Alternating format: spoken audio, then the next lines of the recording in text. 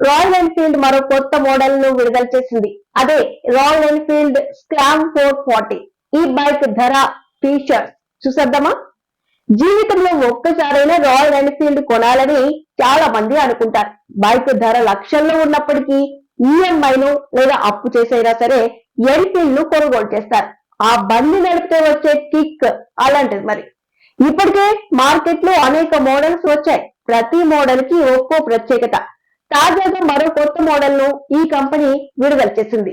అదే royal Enfield Scram 440.